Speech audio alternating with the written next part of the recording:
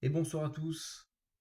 Alors peut-être que certains reconnaîtront ce jeu de cartes. Ce soir, nous allons parler du jeu de cartes Yu-Gi-Oh! Qui, moi, m'a bercé durant, on va dire, plus que ma tendre enfance, mais plus quasiment toute ma vie.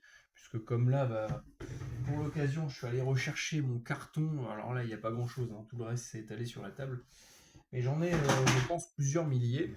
Et donc voilà, toute ma vie, j'ai eu et j'ai acheté de temps à autre des cartes Yu-Gi-Oh!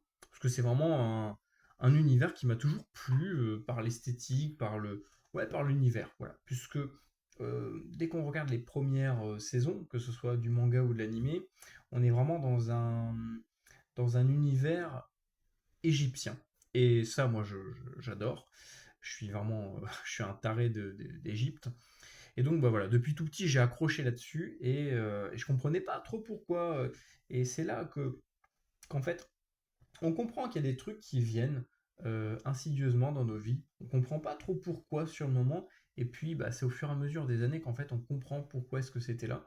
Et aujourd'hui, bah, j'aimerais un petit peu vous parler de ce jeu de cartes parce que, bah, d'après moi, et c'est même clair et net, hein, euh, il y a un aspect clairement ésotérique, magique, voire même potentiellement occulte dans ce jeu.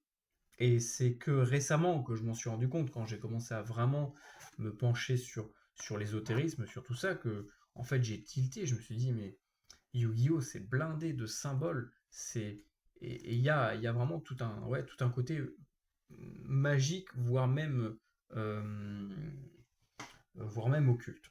Alors, pour vous donner un petit contexte hein, rapidement, euh, donc dans le lore du jeu, de l'animé, parce que c'est un animé, un manga, mais également un vrai jeu de cartes à jouer qui existe depuis quasiment, je crois, 20 ans, ouais, 20 ou 25 ans, quelque chose comme ça. Euh, et donc, tout commence en Égypte, où en fait, eh bien, je sais plus si c'est des pharaons ou autres, hein, vous regarderez, les animés sont facilement trouvables, enfermer des esprits de monstres dans des tablettes. Alors, des tablettes, je sais plus si c'est de l'argile, de la pierre ou autre.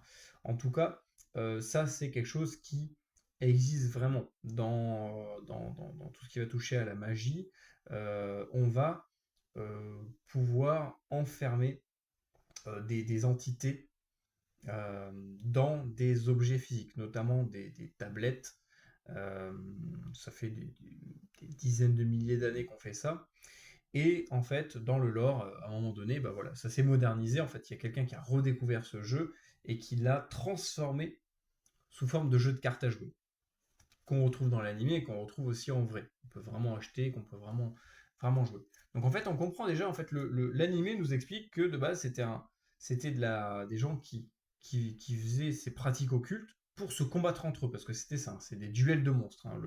Euh, le, le nom littéral de Yu-Gi-Oh! C'est duel de monstres. Donc voilà, c'est clair et net, dans le nom, tout est dit. Donc c'est des gens qui s'affrontent, des guerres de puissance, en invoquant des monstres. Et en fait, dans tout le langage du jeu, ça va avoir un lien avec la magie. On a des monstres, on va venir les invoquer pour invoquer des monstres plus puissants, puisqu'on va avoir un système de niveau avec des étoiles. Donc à partir de à plus de 4 étoiles, on va devoir faire un sacrifice pour eh bien, invoquer un monstre d'un niveau, je crois que c'était entre 5 et 6. Je crois que c'est ça, ouais, 5 et 6. Au-delà de 6 étoiles, c'est deux sacrifices, donc entre 6 et 10. Voilà, c'est deux sacrifices de monstres pour en invoquer un plus puissant. On peut également faire fusionner des monstres entre eux. Donc c'est ce qu'on va faire, ça on va le retrouver dans les premières générations. Maintenant il y a plein de types de monstres différents, il y en a beaucoup plus, les pendules, les machins, les synchros, les links, les machins. On va rester focus que sur les principaux, l'origine, la racine du jeu, c'est la fusion. Et on va prendre plusieurs monstres, on va les faire fusionner ensemble pour faire un espèce de monstre difforme, mais qui va être plus puissant. Voilà. On peut également capturer des monstres, comme par exemple des dragons, avec la jarre qui permet le dragon capture jarre. Bon, c'est la version anglaise. Et en fait, les monstres les plus puissants du jeu, en tout cas dans l'animé, parce qu'en réalité c'est différent, selon les méta, la machin, c'est les dieux égyptiens. Donc il y en a trois principaux, plus un quatrième, c'est le dieu suprême. C'est le monstre qui te... Voilà, une fois que tu l'invoques, c'est fini, t'as gagné, quoi. Donc les trois premiers qu'on va retrouver dans les premières saisons, c'est Obélisque le Tourmenteur. Donc on voit très clairement que c'est lié à l'Égypte, hein, encore une fois. Alors, les personnages ont été repris, restylisés. Je vois pas exactement ce que ça peut représenter, Obélisque, à part l'obélisque, hein, vu qu'il a une apparence très massive, ça veut peut-être faire référence à ça. En tout cas, je vois pas quel dieu il y a derrière Obélisque, le vrai dieu qui pourrait exister. Ensuite, on a Slifer, le dragon céleste.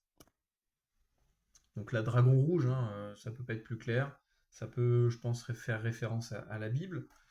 En plus, il a plusieurs bouches, une espèce de pierre sur la tête, comme un diadème. Donc ça peut faire référence à ça. Et ensuite, on a le dragon ailé de Ra. Donc c'est pas le dragon Ra, c'est le dragon ailé de Ra. Voilà. Donc pareil, hein, voilà, dieu égyptien, Ra, on va pas la refaire. Et puis, on va retrouver toute une multitude de cartes qui vont faire référence, pareil, à tout ce qui va toucher à de l'ésotérisme. Donc là, ça peut être par exemple, alors lui c'est le livre de la lune, mais il y a un livre quasiment similaire, une autre carte qui s'appelle le livre de la vie. Voilà, ça peut, pour moi, c'est très clairement, en fait, le livre de la mort, hein, tout simplement, égyptien. Ensuite, qu'est-ce qu'on retrouve? Bon, là, c'est les mêmes dieux, mais en version non jouable, je crois, parce que je les ai en plein de fois. Voilà, je les ai encore ici. Et ensuite, on va tomber dans des choses un peu plus concrètes, enfin des choses qui vont beaucoup plus nous parler, je pense, beaucoup plus vous parler. C'est, on va déjà voir celle-là. Par exemple, celle-là, sarcophage doré. Bon, bah, si vous regardez bien, on a les deux chérubins. C'est tout simplement d'alliance, bien entendu. Et oui, donc le peuple hébreu, Yahvé, etc., etc. On voit qu'en fait, ça, il y a des références bibliques et au fur et à mesure des années, en fait, on a eu beaucoup plus de, en fait, ils ont incorporé beaucoup plus de, comment dire, de mythologie. On a les Grecs, je vous les montrerai après. Donc le dieu suprême, c'est, est-ce que j'ai la carte où on le voit en entier? Ouais, on l'a ici. Donc là, par exemple, Exodia Necros, mais en tout cas, son nom, c'est Exodia. Exodia, qui fait référence à l'Exode. L'Exode, bien sûr, du peuple hébreu. Donc, le dieu Yahvé. C'est lui qui est derrière cette carte.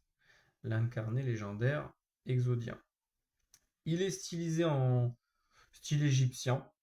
C'est un petit peu bizarre parce que, bon, normalement, ils ont fui le peuple égyptien, donc pourquoi c'est peut-être pour justement juste bah voilà être cohérent par rapport au lore, au monde de Yu-Gi-Oh! Hein, qui est basé sur l'Égypte antique. Et puis ensuite, pour l'invoquer, en fait, il nous faut les différentes parties. Donc la tête, les deux bras, les deux jambes. Et une fois qu'on a ces morceaux, on va pouvoir l'invoquer. Et là, c'est fini en fait. On a gagné la partie.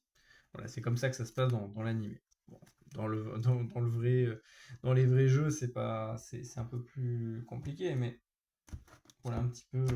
Bon, je vais pas vous montrer toutes les cartes égyptiennes parce que j'en ai des tonnes. Dès que j'en trouve, je les prends. Mais voilà un petit peu vous donner quelques idées au niveau de la base de Yu-Gi-Oh! Donc on est clairement sur de la magie en fait, hein. Sur de la magie, voire même de l'occulte, des choses occultes.